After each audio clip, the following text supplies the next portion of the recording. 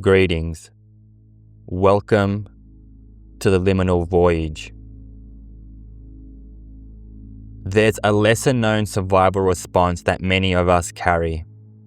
Not fight, not flight, not fawn, but freeze. The freeze response, sometimes called the camouflage response, emerges when danger feels inescapable. When every other option, running, fighting, even appeasing, fails to promise safety, the body shuts down.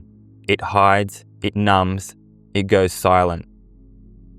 For many of us who tend toward freeze, there's an underlying belief that people often represent danger, and that isolation appears to offer the only reliable sense of safety, at least at first.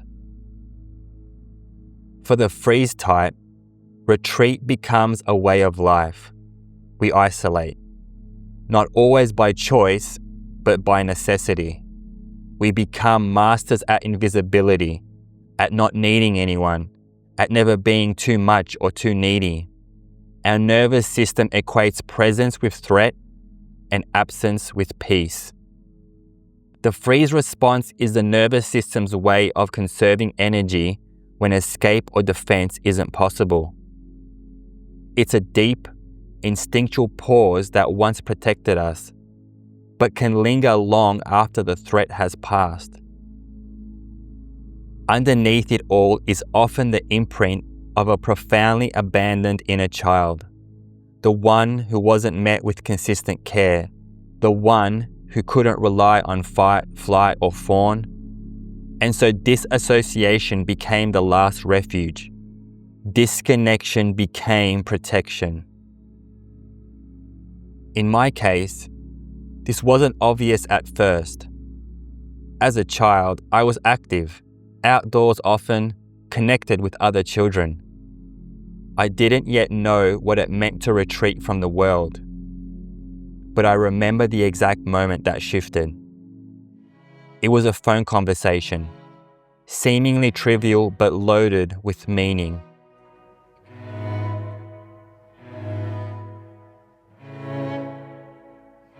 A friend I hadn't heard from in a few days finally picked up. I asked casually, "Where have you been?" They responded sharply, "Who are you, my mother?" The tone, the energy, the sudden wall between us, it landed hard. And in that moment, something in me froze. My nervous system whispered, "You're not safe here. You're not wanted."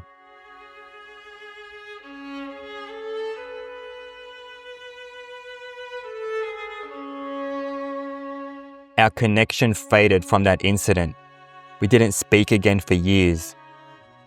And from that moment, I unknowingly entered what would become a decade-long pattern of retreat, specifically around forming close male friendships.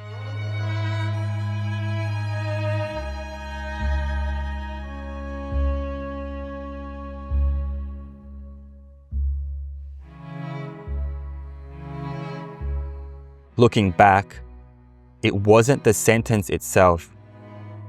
It was what it meant to the wounded child inside me. It confirmed the unspoken belief, I am too much, I am not enough, I don't belong. For years, I thought of this as just the way I am, quiet, detached, alone. But slowly, the fog began to clear. Over time, I realized that what I called isolation was really a state of survival, a frozen state, one shaped by fear, anguish, and unprocessed pain. And then something shifted. I began to choose stillness, not from fear, but from clarity. I started tending to my nervous system. I sought quiet not to escape others, but to meet myself.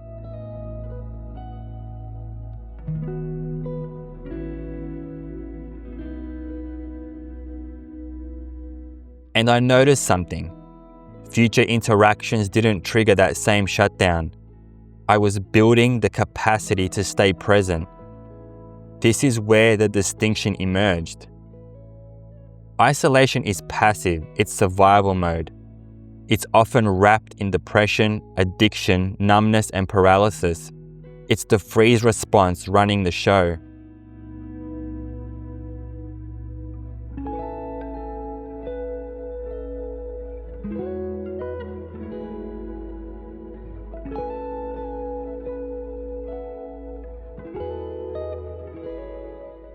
But solitude is a choice.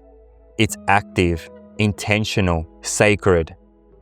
It's the space where we begin to attune to our nervous system, where we relearn safety not in the presence of others, but in the presence of ourselves. A simple shift in perception from fear-based isolation to purpose-led solitude can reshape the entire direction of your life. Because when you choose to meet yourself with care, clarity, and commitment, the world begins to meet you differently too.